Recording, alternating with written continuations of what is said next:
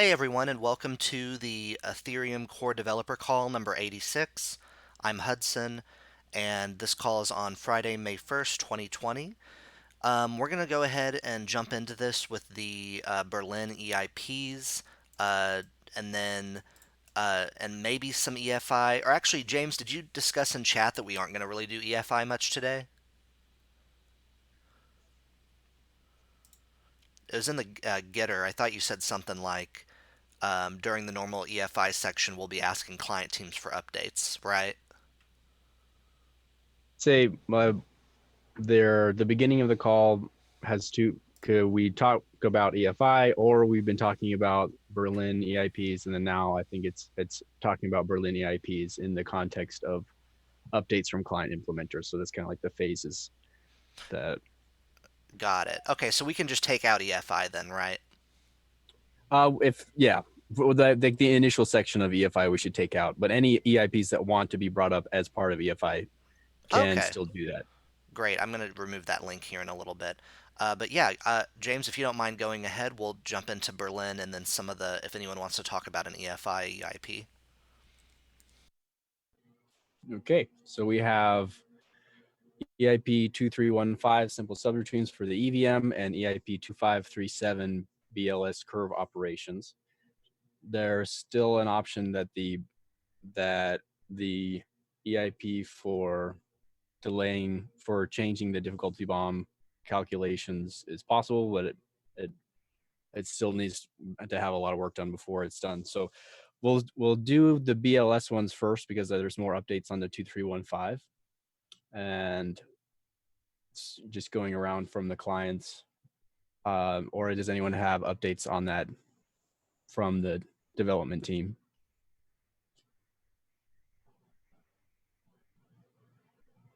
I don't see Alex on the call.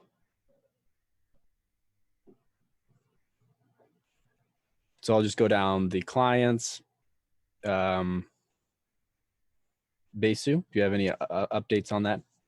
Yeah, for us, it's ready to go. The only thing that's missing is the contract addresses. Daniel left a comment on the EIP itself, but basically, as soon as we have the contract addresses, it'll be ready. From trying to go alphabetically, but in my head, it's hard to do. Geth? Yeah, so as far as I know, Greg opened a pull request way back. I think the EIP was slightly changed, that we still need to actually update the EIP because we haven't really we haven't worked on this yet. But yeah, I guess in general, the team is in favor of the EIP. So yeah, Peter, actually the old PR that possibly existed once upon a time was 1962. Sorry, no, sorry, we're talking about subroutines now, right? yeah, It's curves first, actually. Oh, that one, yeah. So the we're talking about subroutines, BLS. Yeah. Yeah, you had me confused there for a while. I went out of order, and I shouldn't have Yeah. in retrospect, because that's going to be the shorter updates, hopefully. okay, wait, so Right. what are we talking So about now? which one are we talking about now? The BLS curves. So 2537. Right. We have not done an integration. I am right now checking out this repository from Killik. And it seems to be written, well, the integration with Geth is more or less done. It would be nice, I mean, it's not implemented as a Go Ethereum. It's more implemented standalone, so someone needs to adapt it a bit, and then we need to test it. But it's yeah. So we have quite some work to do for BLS. Okay, great. Thank you. Open Ethereum. We have 2315 simple subroutines basically done. We have an open pull request for it. It has been reviewed multiple times with several corrections. Now it just needs one final review and a final push to get it merged. We have a code freeze at the end of this week. and 3.0 release. After that, I believe we will make a final push to include simple subroutines in master.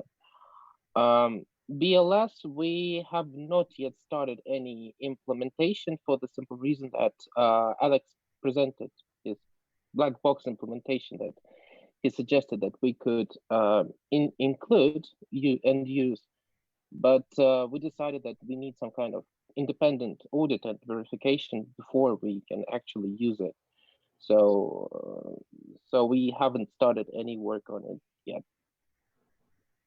Okay. And Nethermind? No change since last time on any of the EIPs. So we'll most likely will be waiting for the first implementation and some tests, and then we'll start working on all of this. I mean, as I mentioned before, BLS, we've prepared that for Ethereum too, so we have it. And subroutines doesn't seem to be particularly difficult to implement, so everything feels all right. Okay. So moving into 2315, the simple subroutines for the EVM, there was quite a bit of discussion that's happened on that. And so let's have a time box discussion on that. And we have time at the end to be able to go back to it. I don't know. I don't believe is Alex on the call today? I don't think he is, but I think I saw Martin, Greg, and a few other people discussing it, so I just didn't know if anyone had general conversation topics on that. So I can just give some context. So before this suggestion came in, we had just moved. So tests had been implemented, state tests, passing in both BSU and GEF. And then this new proposal came in is Pavel, Bilika, and Axik, and I think a few more. They which addresses 2 points. One point, the trivial point being disallowing what we call walking into a subroutine. And then the difficult point, which is to prevent jumping into a subroutine. And additionally, so previously what could be done with subroutines is you could actually nest subroutines. So you define a subroutine and then you define another and then define another, which is kind of quirky and odd. But with their scheme instead, there can only ever be 2 levels of subroutines. And the outermost subroutine is basically the code that you start the execution with. And then you can have a subroutine. But if there's another begin sub, then that means that the previous subroutine ended and here's a new subroutine. And what this does basically is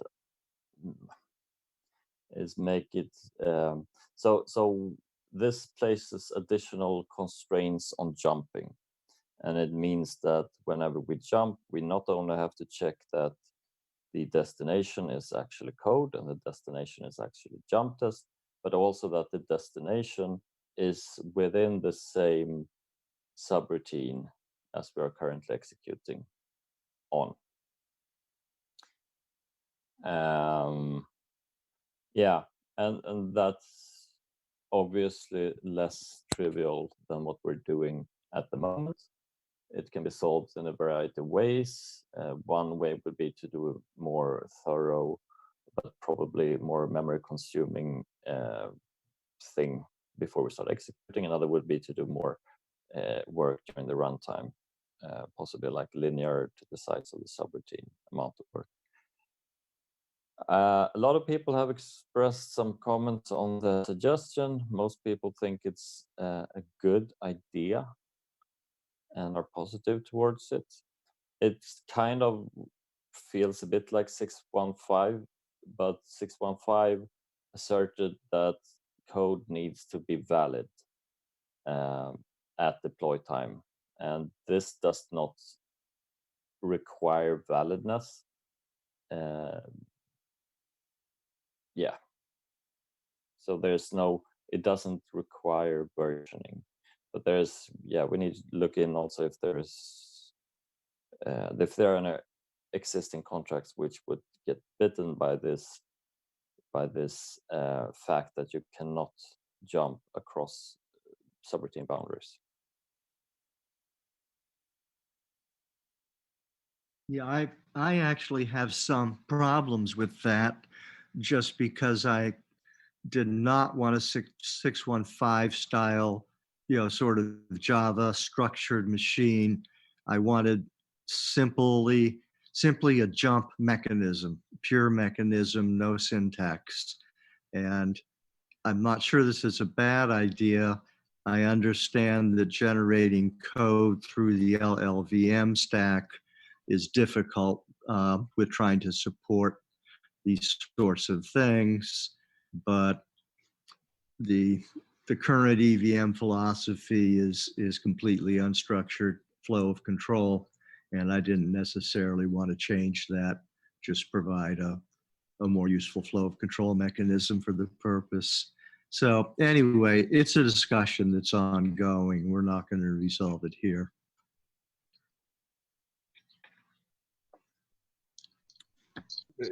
The parts that stand out to me, one of them is the going back and looking at all the contract code. Is that something, what is a path forward for that? Or is that something that's determined necessary, or we should determine necessary? I think that would be good to decide if we can. If we can't, we can move on.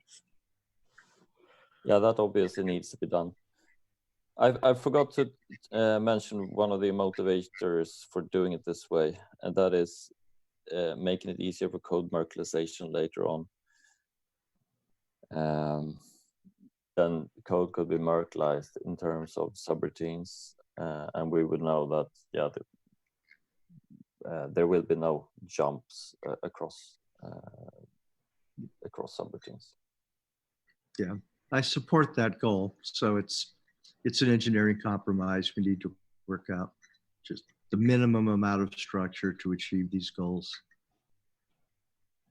So I'll put an action item for me to reach out to Alexi and get feedback on the merkleization part as part of the stateless Ethereum. And then I don't think we should do anything with schedule yet, or saying it should be or not be in Berlin, because I think it's a little premature to say that. I would rather, when we know more about scheduling and how long some of this stuff would take, deal with that.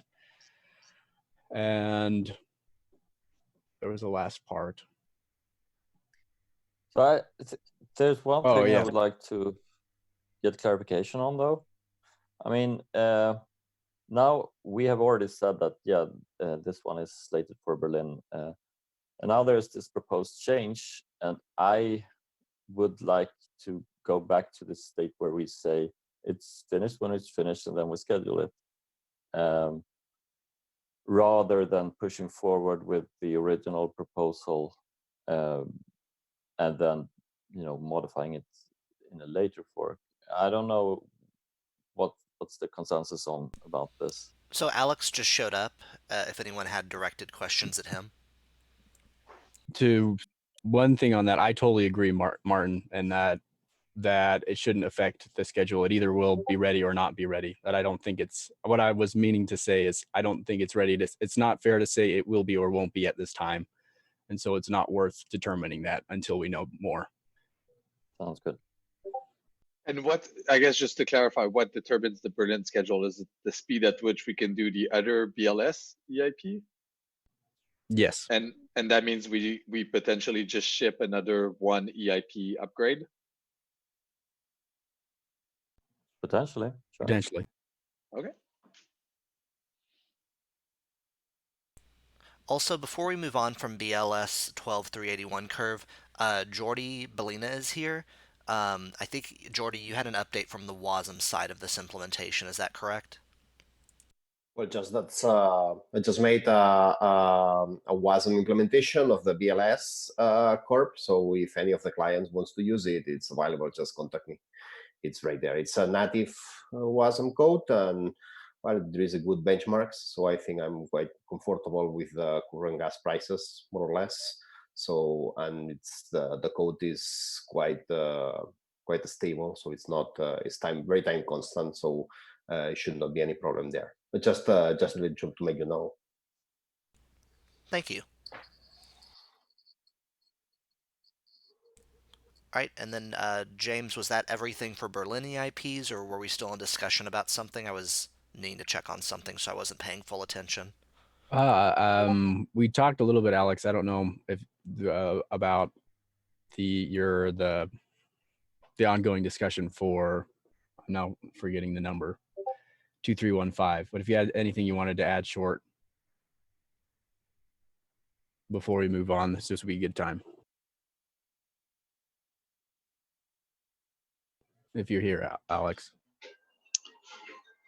Yeah, sorry for being late. I will listen on YouTube to the recording. Just from my side, I really hope that we can include some of those change proposals. Yeah, there seems to be general acceptance for most if not all of them. So that's good. And I think that's all then, Hudson. Okay. Anybody else have any final stuff that we might have missed or coming in with an update? Okay. Next up, Is anyone here from 2046 for a reduced gas costs for static calls made to precompiles? There was an update for that. I wouldn't want to skip them. yeah, that's true. All right, then we're good. Okay. Timing on Berlin. That's already been discussed a second ago, right, James? That's contingent on a number of things based on the new process we're doing. Yep. Okay. Next up is EIP-1057, a programmatic proof of work ProgPoW. If you're on the agenda, go ahead and click the comments because that outlines kind of what the new champion Greg Colvin wants to accomplish on this call for just describing updates in a new champion and just outlining the current status of it. It is an accepted status as an EIP, just for those who are tuning in and maybe don't know the status of it. And it sounds like I won't speak for Greg, but it sounds like Greg's here for clarification and updates on the topic. So, Greg, go ahead. Yeah, I don't have much to say on that except that we're going with what seems to be the common understanding.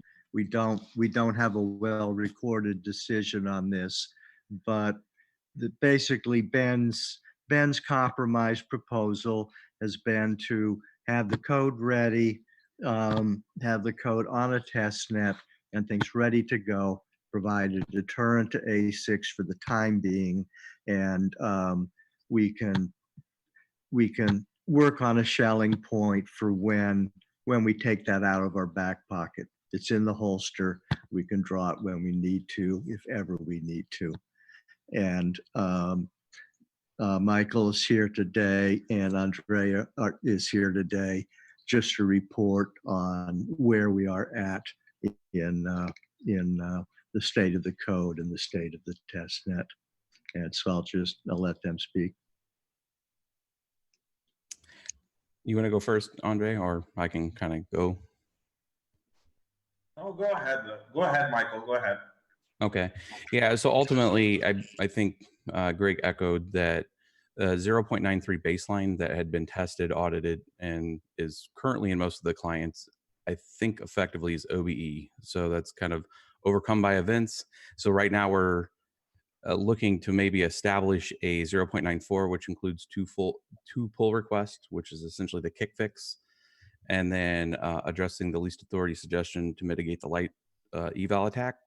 And again, this has nothing to do with mainnet. This purely right now is just ensuring that, I think, echoing what the community is looking at of just having it on test, having it ready. I think it's a good due diligence to ensure that there is a space for this, at least for, in your back pocket.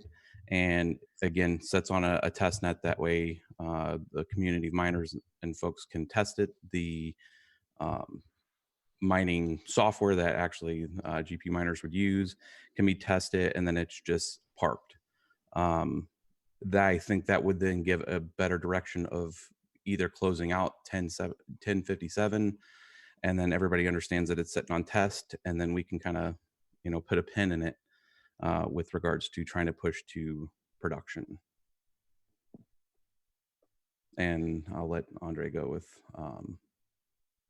if he had any other comments on that.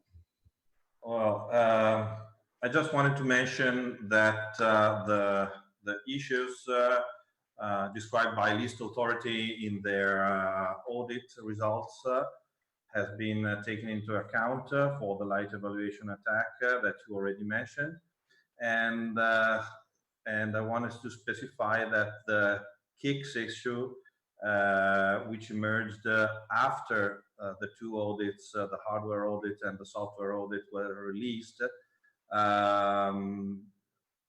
was not really only a problem of ProgPoW, but requires a whole lot change in the mining stack. I mean, you could not exploit the issue if you have not a modified node accepting modified headers after the miner has hashed the solution. Nevertheless, we have taken into account also this problem, and the PR to the official if-def-else repository, which I posted into the chat right now, is final. And we have increased the number of light cache item accesses for each DAG item from 256 up to 512 to mitigate the light evaluation attack. And the input to the second check round has been modified pretty much like in ETH-hash, having the full digest from the first catch-up pass absorbed in the second one. The PR is final. We are waiting for some few comments more to get it definitely merged into the code base. Nevertheless, it's worth to mention that another project, Ravencoin, is basically providing us a free test net because they are migrating to 0.94 code base with minor modifications into their main network on May the 6th. They had a very couple of minor changes in the epoch width. They have switched from 30K blocks to 7K 500 blocks, and they have inserted a few, I call vanity constants in the absorb phase of the second catch-up rounds. That's it. I have nothing else to say. All right, thanks for the technical updates, y'all. So I would say that what's been suggested as far as keeping ProgPoW in the back pocket isn't something that that's still, up for discussion, etc. No decision will be made today on that. At least that's kind of what the purpose of the person who brought this to the agenda wanted. But I guess, Greg, did we cover everything you wanted to cover? And then otherwise, I'll open it to comments more generally.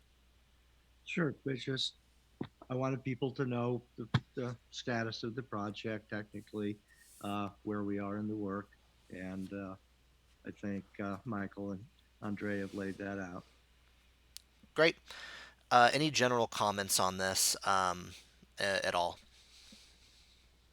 Yeah, I just wanted to briefly comment on this. So yeah, I appreciate the update, Greg, Andrea, and Michael. And yeah, I just wanted to clarify Gnosis and Ethereum's position to it. So yeah, I think Martin previously made very clear what the position of Gnosis is, but this doesn't mean that the same position is true for Ethereum. So I just want to make clear that for Ethereum, we will always follow whatever the community wants, even if this is not in line with like what Gnosis would like to have as a company. And yeah, so we will always follow basically what the community consensus is. around those topics. And regarding ProgPoW, I think we probably all agree that there currently is there's not really clear community consensus around it. And so yeah, I'm happy with the current update from Greg. And when you say the gnosis, the obvious gnosis stance, if people weren't tuned in before, what would that be? So yeah, so we currently believe that ProgPoW is not needed, and it would favor a certain party over another without the requirement to actually, like, without any change that would be necessary right now. And yeah, so currently Gnosis is against ProgPoW. Okay. And you just spoke more or less for the open Ethereum position, but I wanted to make sure, Artem, if you had any comments as well, based on the open Ethereum position, or if that was enough said. Well, basically, before ProgPoW is ever pushed to mainnet, we would like to see clear community consensus for it. Okay. Any other comments? Yes, I wanted to make a small comment. So just to be clear, it's a personal comment. So I don't want to represent the Geth team here, or I don't know. Probably there are other opinions in the team. Maybe Martin himself has a different opinion. So just talking for myself now. Essentially, the way I see ProgPoW is that from a technical perspective, there is absolutely no advantage of ProgPoW from a purely technical perspective. Actually, even the opposite. It's from a verification point of view, it's twice as computationally intensive. So ProgPoW blocks will take more time to verify, even if not that significant. So this kind of essentially what I want to say is that if I, as a technical person, I'm looking at this whole debate, there is absolutely no reason why anyone would deploy ProgPoW on mainnet. So the philosophical aspects, obviously, that's a completely different story, and I don't really want to go to that point. But I think there was a proposal previously. So an interesting thing is that Ropsten is more or less dead, but it's a huge testnet, so it's way out. I think we should just merge it already. And the reason why we never killed Ropsten was always that we wanted to have a real testnet for a proof of work testnet.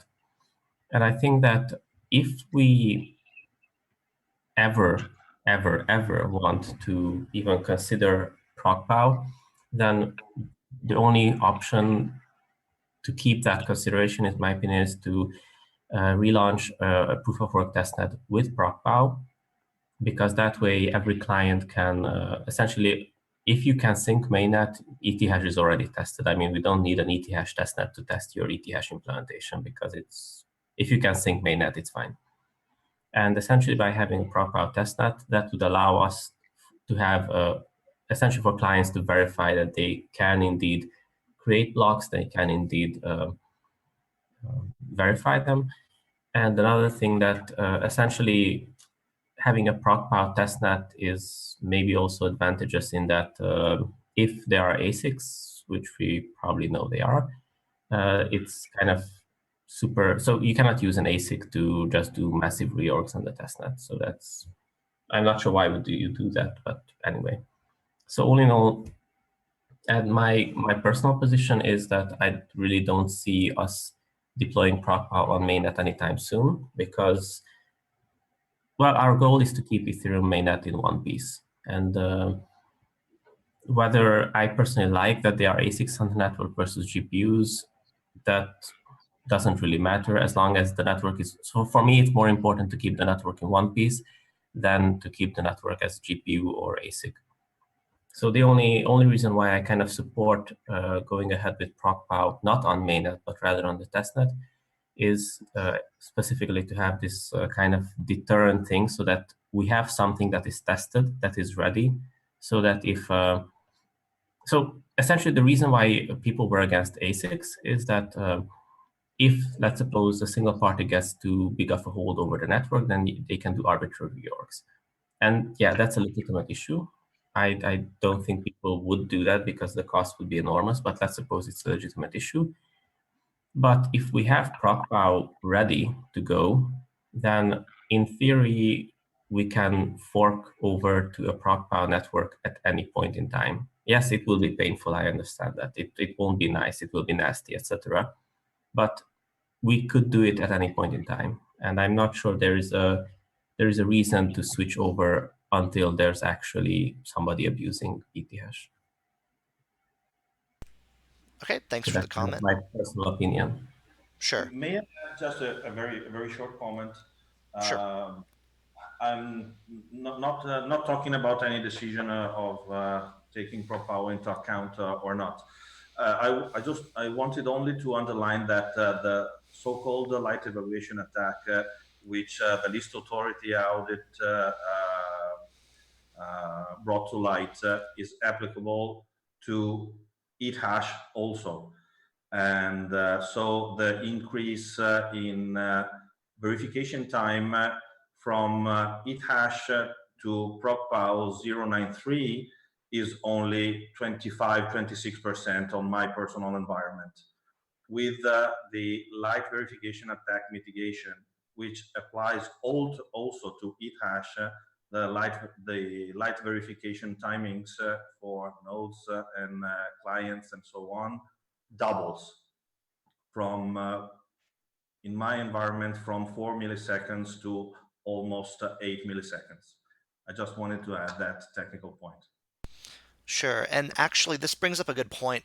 Where is the best place to go for ProgPoW discussion and the latest updates, technical or otherwise? Well, I'd invite you to join the if the Fels repository if you want to add comment to the PR, or the Gitter ProgPoW review channel. Okay. The other thing, I wanted to mention, when people are saying Ben's compromise, that's actually Ben D. Francisco's compromise that was referenced back in, when did we even have that meeting? March has felt like 5 months, so I don't know when the meeting was, but it was months ago. And that was the ProgPoW based meeting that he proposed that we keep ProgPoW, quote, in our back pocket so that we can have it as a deterrent for ASICs if it comes to a point where that is a legitimate concern or an immediate concern. So that is the Ben De Francisco compromise.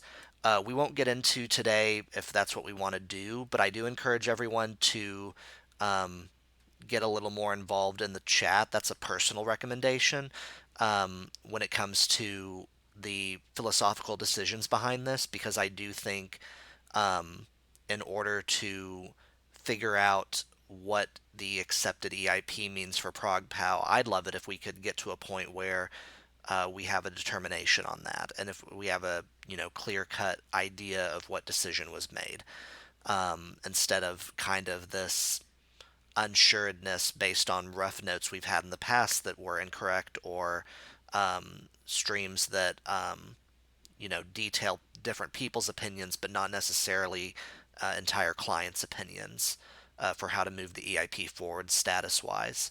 So that's my personal take on it. And are there any final comments on this? I'll make one mention. So there is an active other crypto that is spinning a version of this, which is essentially 094, that can be observed on some of the statuses. Now it was forked from Bitcoin, so it's not a direct ETH clone, but it is using the baseline plus the fixes. So just from an observation standpoint, we can keep track of that and then see how performance and other testing. Additionally, a lot of the mining software that supports ProgPoW is updated to take it, to allow the participation on both AMD and NVIDIA. So there is that point there out there, so we can check. And then I posted in chat that I'd work a strategy on getting that ProgPoW testnet set up. All right. Thanks, Michael, and thanks, Pooja, for putting the link to Ben's pre-proposal or proposal, I suppose, that he posted in Ethereum Magicians. Any other final comments before we move on to the next stuff? I've been following along on some discussion about different ways that we could talk about or decide on what goes into forks and all of that. And I've been really interested in following that discussion on Twitter and hope to have to hear more feedback on that. I'd also just like to say that I wouldn't be comfortable moving ProgPoW to mainnet without community consensus that it's the right thing to do. Just to have that be clear for myself as my personal stance on that. Okay, great. Anybody else?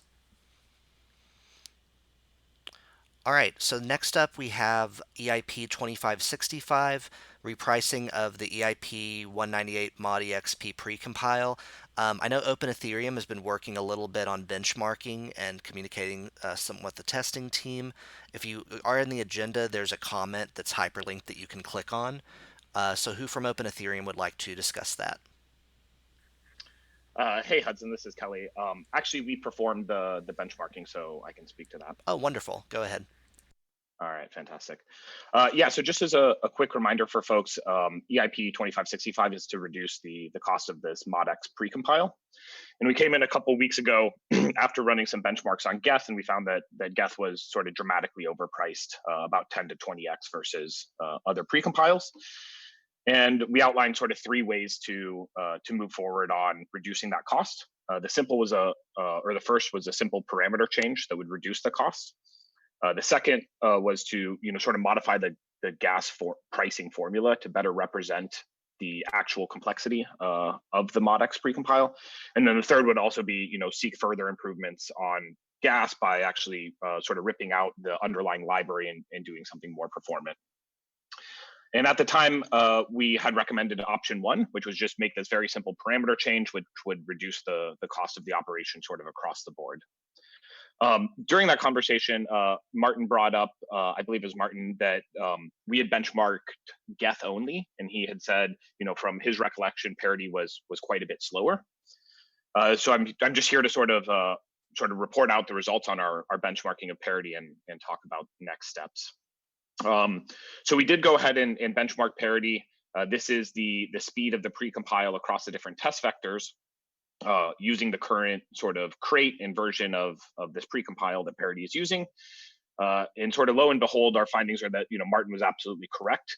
Parity is on average, about 2.5 to 6x slower than the Geth implementation. And so, unfortunately, if we were to just go with this sort of simple pricing formula changes as recommended last time, some of the parity operations would be sort of underpriced from a gas perspective. So unfortunately, there's a few of these that take quite a bit of time with the current parity library, and so they're like under 15 or 20 million gas per second. So in terms of path forward, we sort of have two paths forward now. So unfortunately, we can't do just this simple parameter change given the current library that Parity has. So we have two options. One is we can seek to sort of replace that underlying library. And that's something that hopefully will come back next week with some benchmarks. So we are looking at more efficient precompiles and libraries that could be used for Open Ethereum. And then the other is to modify the gas pricing formula as we had recommended last time. And so just to take a quick look at that, if we stick with the, some slight changes to the parity implementation, which is basically just a version bump of the crate, and implement the new pricing formula that we specified in the EIP, we are able to ensure that sort of like none of the operations are underpriced for parity. So the long and short is basically, previously we had recommended changing a simple parameter. Unfortunately, because the parity library or the Open Ethereum implementation of this precompile is not very efficient, that's not going to be suitable. There's too big of a gap between Geth and parity. And so what we're recommending currently is that we go ahead and change the pricing formula.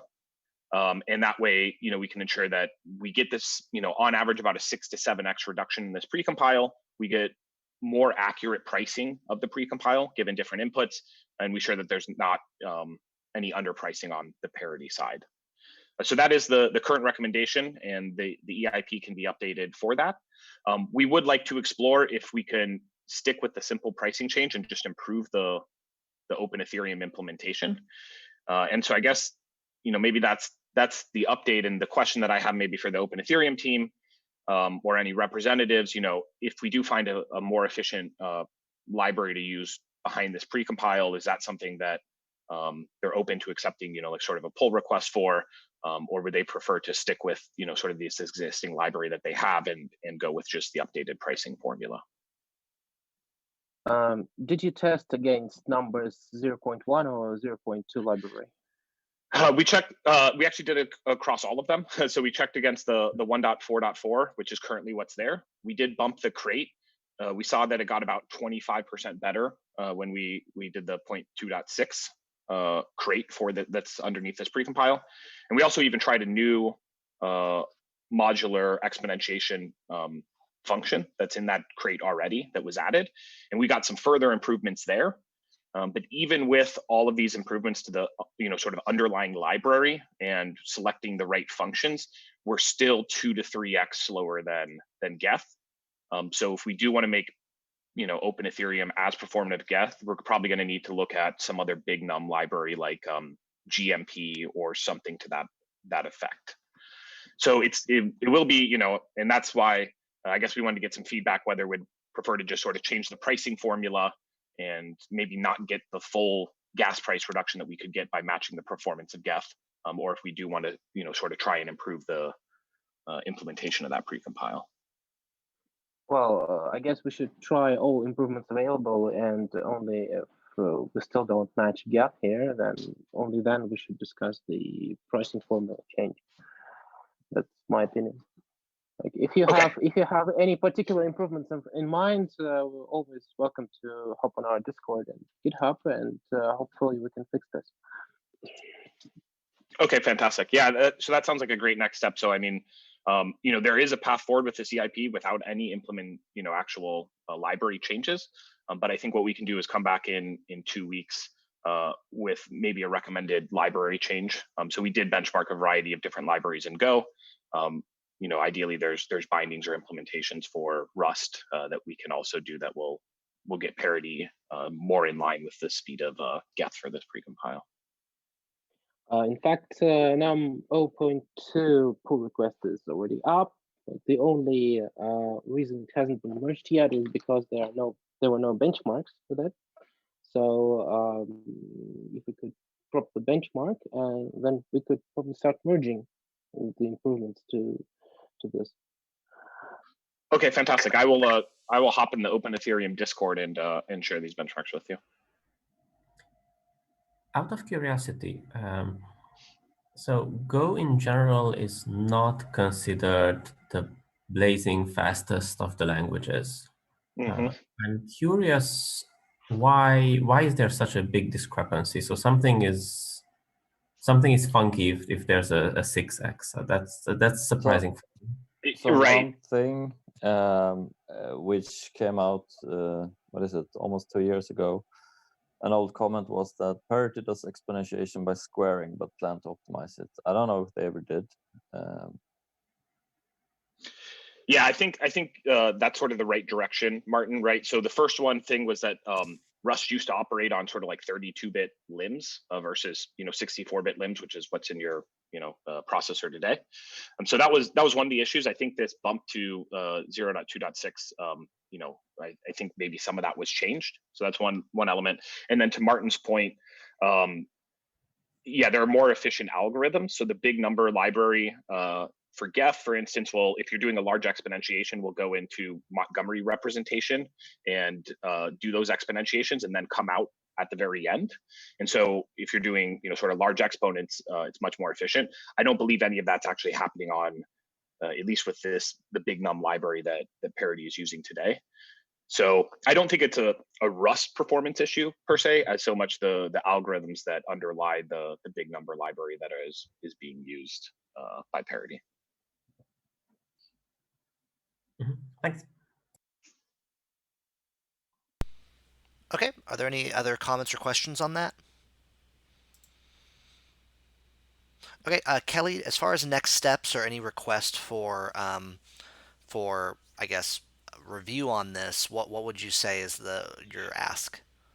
Yeah, so I think the ask is what I'd like is to come back in 2 weeks to present if there is a better library that we can use, and then I think we sort of have. I'd like to move towards eligible for inclusion in that next meeting. I think we'll have two options. One will be to change the pricing formula. One will be to change the library underneath parity. And what I'd like to do is come with a strong recommendation that says this is possible or this is possible, and then based off of that, move to eligible for inclusion. Okay, that's very clear. Thank you so much. Yep. Thanks, everyone. Okay, next on the agenda, we have a PR to change the phrase hard fork to network upgrade in EIP-1, and in general, not enforced obviously, but to try to change the common vernacular across other EFI, EIPs, or other EFI related stuff and EIPs, etc. I think that is Tim, if I'm not mistaken. So Tim, do you want to go ahead? Sure. So this is something that came up a couple times in the EIP-IP meeting.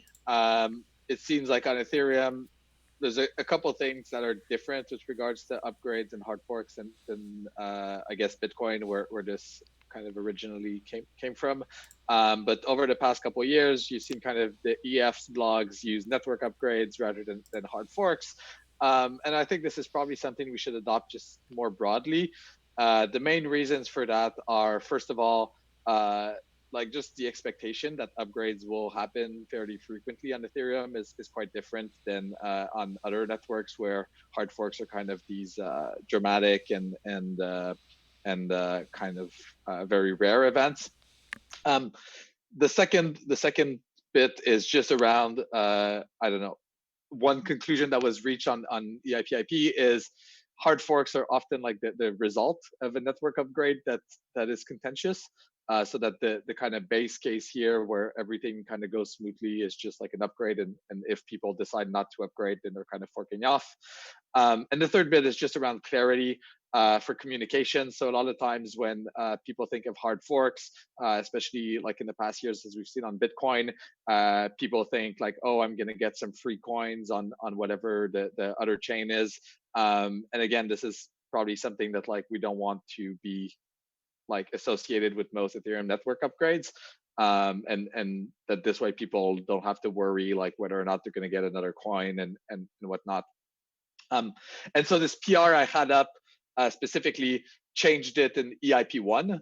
But then I got some feedback that if we're actually going to do that, we should probably, have like a broader change across the entire EIP repo. So like we use kind of these meta hard forks EIPs and whatnot. So basically just change all those for network upgrades. And this is obviously like a small technical change, but a pretty big political and philosophical one. So I wanted to get feedback on it here. So I have a question. When would we use the vernacular hard fork when it is contentious? So, for instance, when the split To between me, ETH sure. and ETH or ETH and ETC happened? Yeah. I think that's kind of the way to think about it. And I mean, not to ramp on ProgPoW, but say, we had ProgPoW go live on the network and then, some people decide not to upgrade. And then there's two kind of forks of Ethereum. Then I think that would be like an upgrade that resulted in a hard fork, if that makes sense. No, we call those I chains. disagree. Oh, chain Sorry, split. Yeah, that is a good point. Or network Yeah, split. I mean the terms as I've learned them a long time ago is that it's a hard fork if it's a non-compatible change, so that if you don't update, you're not going to take part of it. It's a soft fork if you change something and restrict the set of valid post states instead of expanding them, so that even if you don't upgrade, you can follow along. And this has been kind of confused with the chain split, and the chain split can be, caused by a hard fork, and I guess they've been like confused together in people's minds. Yeah, got it. Yeah, I think that makes a lot of sense, right? And I think I'm not sure what's the best way to clarify that. Where I think we want to separate the kind of normal case of a network upgrade / hard fork on Ethereum with the kind of exceptional case of a chain split. And I'm not sure how to best phrase that. My PR was based on what the EF used in their blogs and whatnot. But yeah, I'm not sure what's the best way to just separate those concepts and make it clear to people. These are different categories. I believe any upgrade is presented as basically a PR on the existing code base. So it's going to then make a hard fork to pick it up on the network. If everything goes fine, one chain survives. If things don't go fine, we wind up with a chain split. So the chain split is a post state, and the hard fork is how we do the upgrade. Anyway. Sure. So that's kind of more or less how it is today, at least at a technical level. And I can speak to why I changed it to network upgrade on the blog, because for the past, I don't know however many hard forks, I've been using the term network upgrade instead of hard fork when describing a change based on Martin's definition. And I changed that because I was looking at how Zcash did it, and how Zcash did it made it very clear to their constituents that they are not having anything that is giving free coins, not having anything that is controversial, not having anything that is necessary, or I should put it this way, not having anything that is openly known to be controversial at the time of the upgrade. So, that's kind of why I changed to that, because there was a lot of scams going on, and I prioritized the making it more clear to the broader non-technical community than keeping with a dogma of technical terminology and trying to educate people on what that means, because it takes a paragraph to 3 paragraphs to really define the differences, as we've kind of learned today. I see it as an uphill battle either way. Where one, I was initially in the camp of technically it's a hard fork, so we should go for that terminology. But as I thought about it more, trying the amount of time I've spent thinking about it, of course I'm going to think about it technically in the way that I think about it. But for someone approaching it without a lot of experience, without even like understanding, having a more specific understanding of how blockchains and such work, that you have to get to a very deep level just to explain the concept. And there we have a lot of inherited baggage from the way the Bitcoin community uses the term hard fork. So even if they're somewhat technically the same, socially they're very different. And so either we would need to somehow convince everyone or educate people that hard forks don't mean what a lot of people think they mean, or we can use terminology that naturally has people come to the conclusion. Other opinions on the call? I like it. I know that every time we are closing in on any form of hard fork or network upgrade, Reddit and Twitter and essentially everybody starts asking that, hey, do I get coins? Do I have things? So there's obviously people are misunderstanding it. So it might help. I think from the community perspective, the developers are very well aware of the difference between the hard fork and the network upgrade, as this has been discussed just now. So for community's perspective, if we are going to use the generalized term, and if we can go ahead and define the term in a broader way in EIP-1 or somewhere else, that would be helpful. But using the general term to publicize what we are going to do, like what we are bringing up with this upgrade, and to avoid confusion, going ahead with the network upgrade would be better. That's my personal opinion. Just to add to that, one thing that, so if we want to, so I can imagine that there will be some voices raising concerns that, yeah, but then you are kind of hiding the fact that network upgrade is a hard fork. So I think that if we want to stick to this term, then we essentially in EIP-1 or wherever we could essentially make it abundantly clear what a network upgrade means. And yes, from a strictly technical perspective, that means a hard fork. So I think it's important not to try to hide this fact. So we should obviously make it really, really clear that network upgrade and hard fork are kind of equivalent. But if in communications we were to use the network upgrade, then it will probably lead to less ambiguity for people who aren't that technically inclined.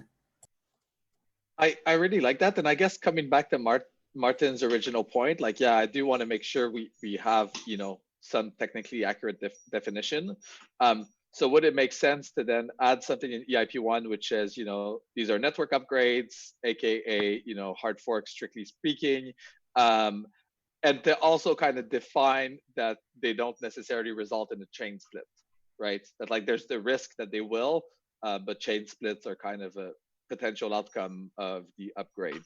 And then to just use network upgrade when we talk like about the upgrade itself. So on the meta EAPs and things like that.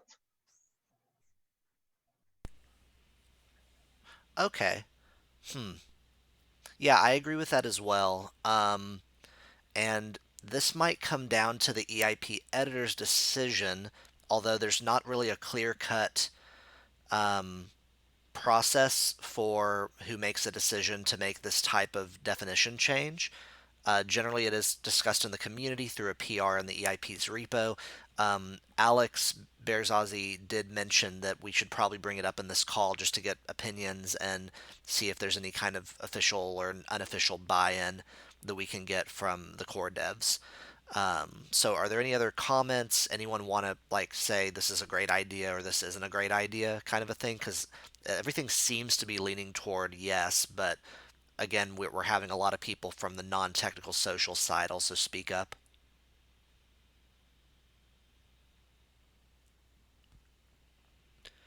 Okay.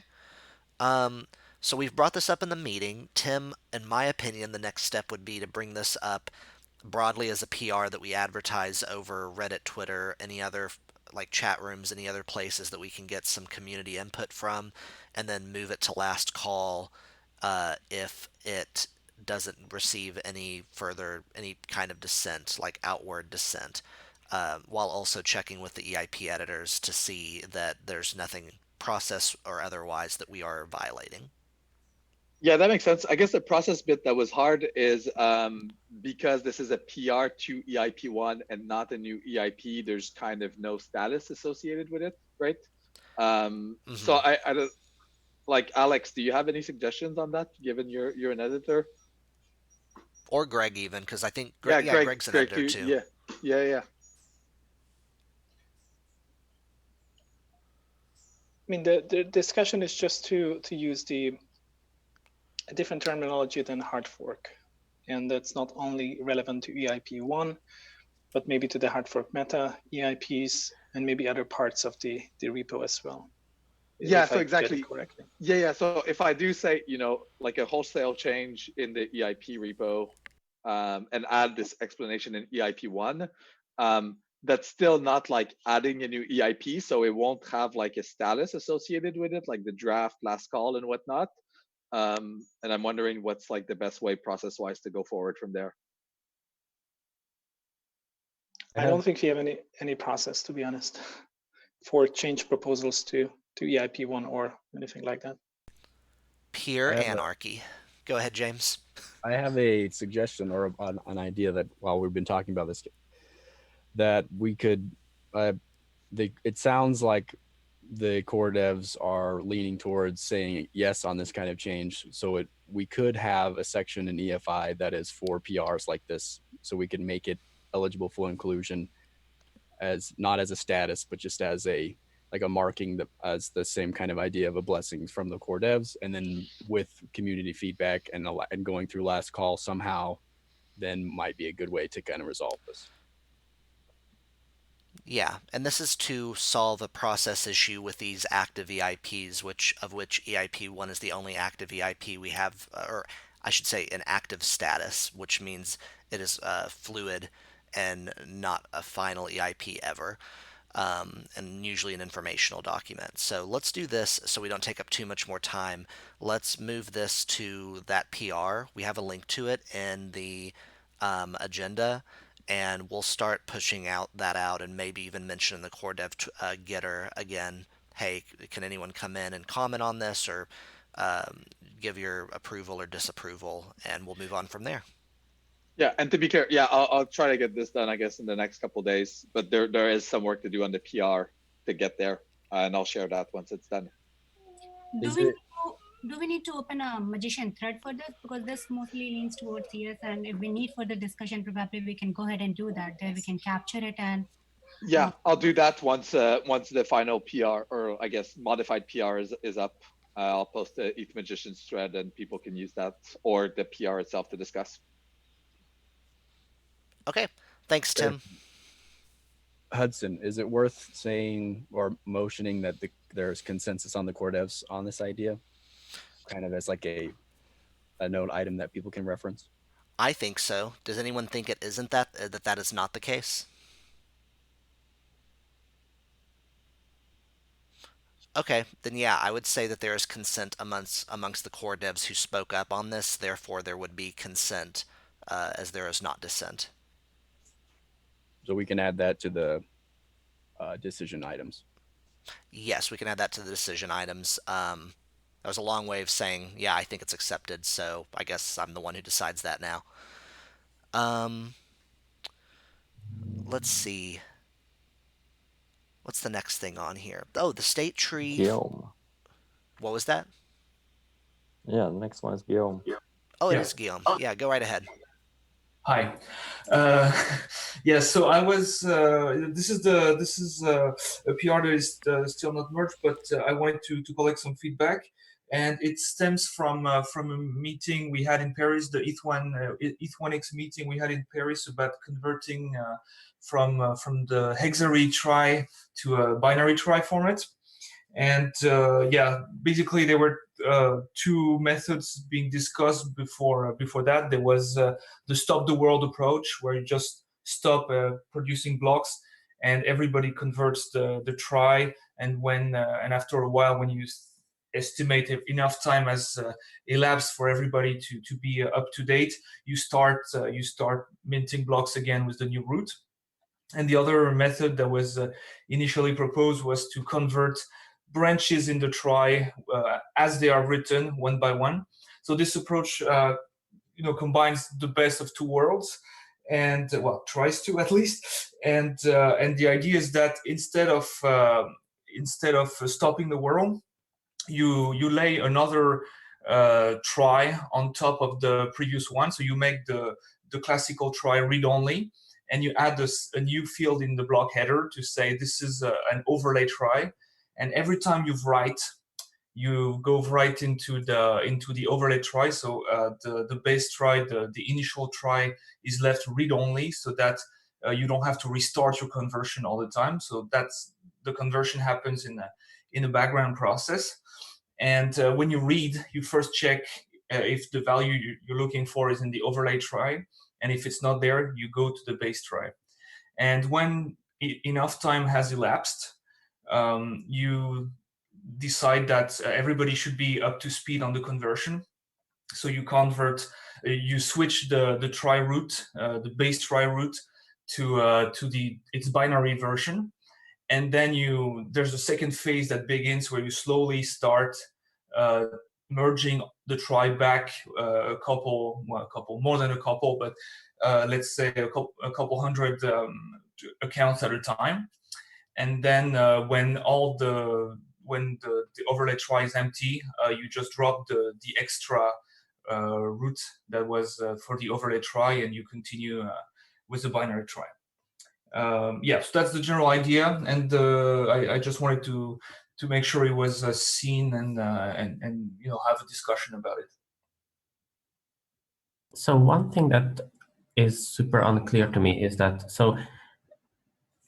The original, so the simple version, this whole stop the world thing is, in theory, it looks like, well, you just keep using the current try up until block X and then calculate the binary try and then start using that for block X plus 1. Yeah. But this is just essentially this is just how the thing works as a black box, but internally there's absolutely nothing stopping you from generating the binary try 3 weeks before the hard fork and maintaining the binary try and the hexary try concurrently. So currently, at least in Geth, the try data processing the writes after a block is about, essentially committing the changes to the try is, I don't know, 25 to 50 milliseconds. So that kind of means that if we were to maintain concurrently 2 tries, then maybe that would be 50 to 100 milliseconds overhead per block, which is not really significant. And there's absolutely nothing stopping you from starting the try conversion literally weeks before and then just maintaining both tries. I don't really see why we would create a much more complicated thing at protocol level when we can keep the protocol and the consensus stuff trivial and just let client implementers implement the thing and make sure that the try is ready when the time comes. Well, first of all, it's not that much more complicated. It's just a different sequence of events, but it's the same concept.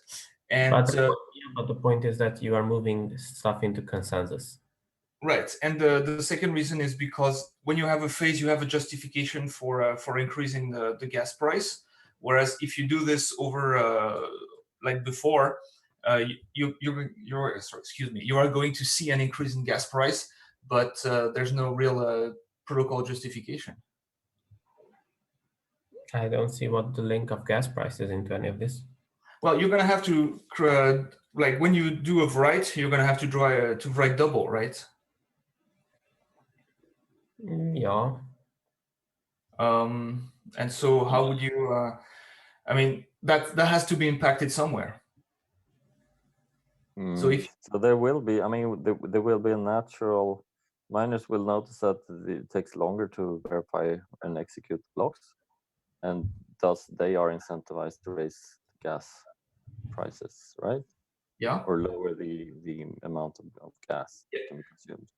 But they're going to have to increase price. In that case, they increase gas prices across the board. Whereas if you just increase the price of the store, the SS store, or the create the create instruction, then you know why, and you can justify why you're doing this for a short period of time. But your proposal is not tied to any gas pricing changes, right? It's mentioned. It's not. I don't have the suggestion yet because I'm still running prototypes, but I don't have. But yes, it is mentioned in the EIP. For me, that seems like an extreme overcomplication over just. So, as I said, I don't think the writes have a significant enough impact so that miners would start bumping the gas price. And if miners do bump the gas price a bit for a week by 25%, I just said a number, well, so be it. I mean, I think it's still a lot safer to have the gas prices be a bit higher for a week than to introduce a lot of complexity at the consensus layer where clients can go out of sync. So even one single fault in the consensus will cause a much bigger fallout than whatever gas price miners might bump. But again, I'm not confident. I don't think, so I don't know how miners act, but I don't really see a reason why they would pump the gas prices just because the block takes 25 milliseconds more to execute. Maybe they will, but I don't know. I mean, okay, 25 milliseconds. Sure. I don't know how long per block it would take, but from what I see, it's quite a lot of calculations to be done. So yeah, 25 milliseconds. Okay, depends how long, of course, ahead of time you actually perform it. But for that period of time, you still need to maintain both tries. Yeah, but so in Geth, we already do a similar thing when we generate a snapshot, where we essentially we are processing blocks, and while we are processing blocks, we are generating the snapshot. And Right. on with the live node that is actually processing, it takes about 9 hours to generate the secondary data structure. So that my guess would be that it should take a similar approach, that if you have the hex retry and you decide that, okay, you want to switch over to the binary one, then maybe 24 hours before the fork is enough to start generating it. So yeah, I mean, that's also the case of of my approach. It would be also roughly 24 hours. I mean, it's based on the same technology. Is the snapshotter. Where was I? If you do that, I mean, once again, if you keep writing at the same time, you still have the update problem. You still have the running. I don't like you still have this problem where you try to generate something and you keep as you are converting it, those 9 hours, that's if you're not interrupted. If you keep writing back to it, you have to stop. So I want to time box this, just if you can finish up those last thoughts.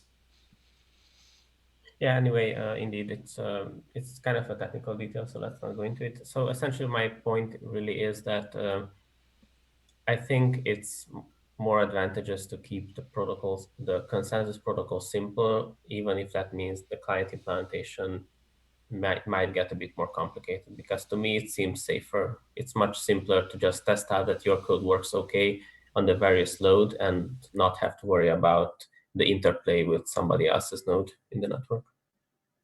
If I can make a comment as well, briefly. Mm-hmm. So I made a proposal to some changes to Guillaume's proposal.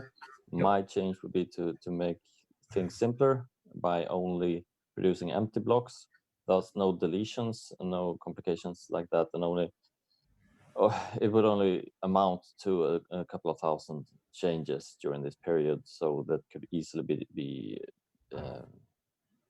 merged again in the duration of one block.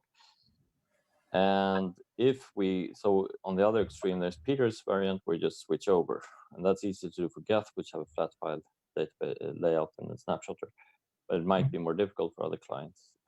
There could be some saying there could be some grace period where Peter's proposal, where we have for 24 hours before this switchover, there are empty blocks, so there is minimum accesses and writes to the state. To give the clients more time if they have to move from try to try instead of going from a flat database model to a try. Just an idea. That's it. Okay, Guillaume, where can people go to discuss this? So there's the PR already, and there's also a link in the PR to the what's that called, to the ETH research. Oh, ETH research. Yeah. ETH research. Absolutely. Okay. Yep. Thanks. Thank you so much. Next up, we have EIP-1057 simple subroutines for the EVM analysis. So this is a post in Ethereum Magicians where analysis has occurred. I think this was Paul, Andre, and Alex, right? Who put this up? We discussed this in the beginning of the call. Okay, that's what I thought. So if there's more to go, we can go into it. But I just connecting together. Is there any more to go into on this? Anybody? I don't think so. Yeah, I didn't think so either. I don't think Alex was here during that discussion. If he has anything to add. Yeah, Alex said he was. Yeah, Alex said he was going to watch it later on YouTube. But Alex, if you do have anything, feel free. Yeah, I have nothing. Still haven't watched it on YouTube. No problem. EIP-1059 implementers call update. I believe that is Tim. Yeah, so I just wanted to share the status update on this. Basically, there was the first implementers call for EIP-1059 yesterday. The EIP has been worked on kind of on and off for the past year, but where we're at is the Geth implementation is mostly done. The Vulcanized team is working on that. On Besu, we also have an implementation that's working and can interoperate with the Geth ones. So we've managed to send sort of 1559 style transactions across a small kind of local network. On the call, there was a kind of counter proposal for 1559 by Dan Finley from MetaMask. I'll post it in the chat here. It's 2593. And basically, the proposal would be that instead of having this base fee plus tip model, you would just select kind of what's the minimum fee you're willing to pay, what's the maximum fee, and how many blocks you're willing to wait, so that your transaction price would just be increased block by block, kind of in this following this curve when you submit it.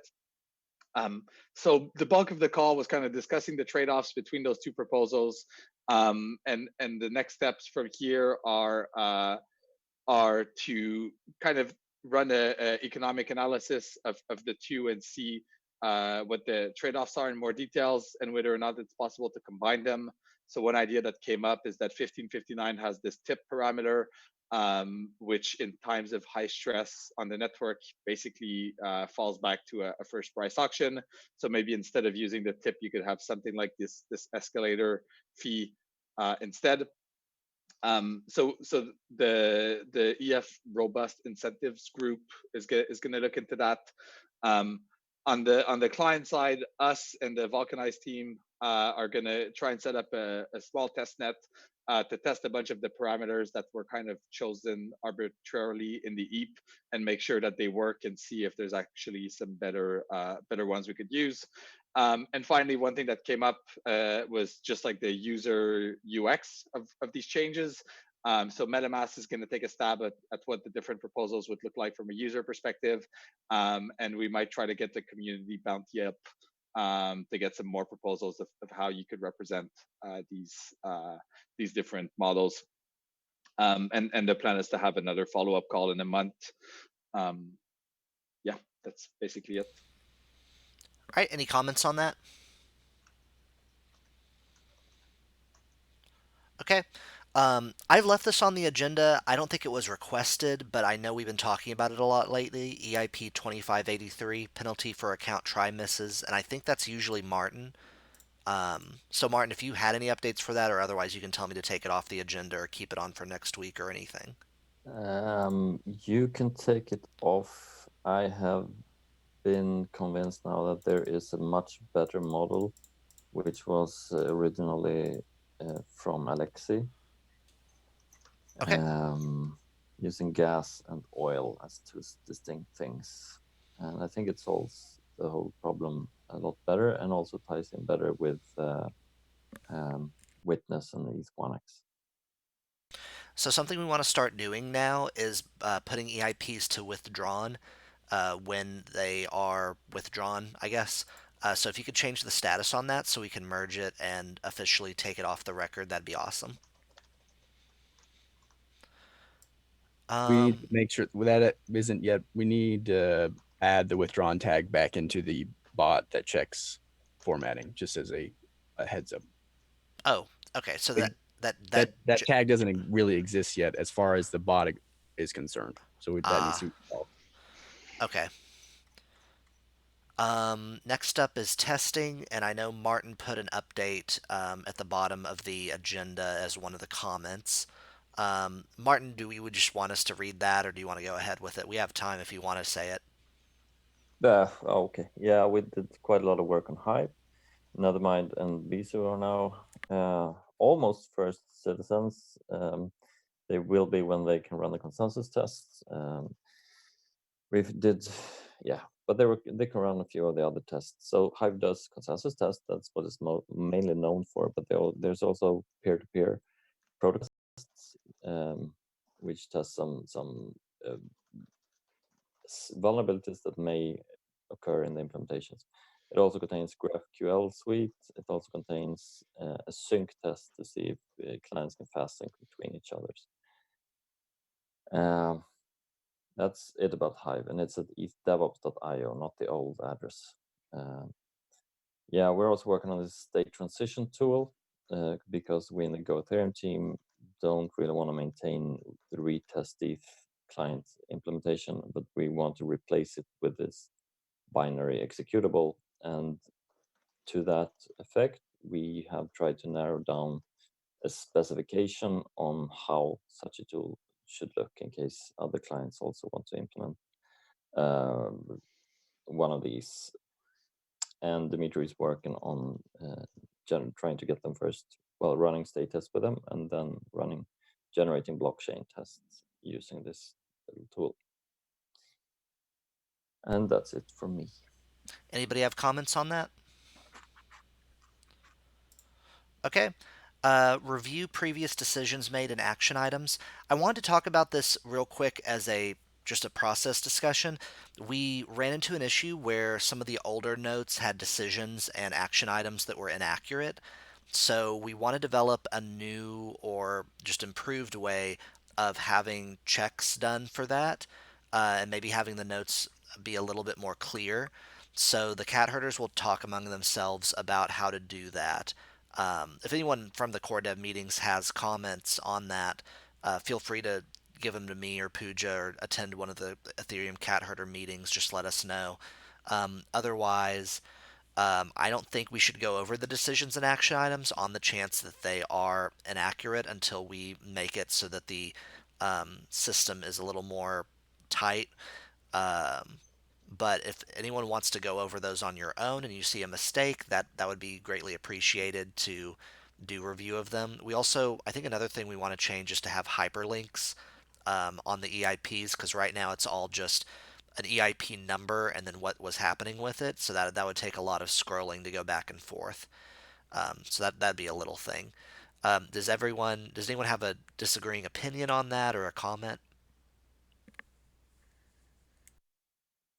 So maybe one thing that would help the cat herders is if we could be a bit more prompt in updating EIP status after the core devs calls, because I think a lot of times it's easy if there's a PR. Say today, I don't know, we agreed. I'll take the last one we discussed, the Martin state try EIP or state try miss EIP. If that's withdrawn, it's much easier for somebody who's taking notes to link to the PR, even though the PR is not merged, but at the very least it's there saying like, okay, we're going to update this to withdrawn. And that's like an actual action that was taken, rather than to try and parse, what's like the rough consensus and bubble that up into an action, because then you're basically leaving the interpretation of like these often unclear decisions to the person who's writing the transcript. That's a really good point, Tim. And where there's going to be other process changes during the calls that we'll probably discuss on the core dev getter, cat herders meetings, and EIP calls, depending on where they fall, including maybe explicitly saying if a decision has been accepted as rough consensus. That might be a controversial decision that we would make if like we were to go forward with that process change. So I invite anyone interested to just talk to me, and I'll bring you to the right chat room or call to discuss these things further. Do we have any other comments on that, or final comments or things that we haven't brought up that I missed?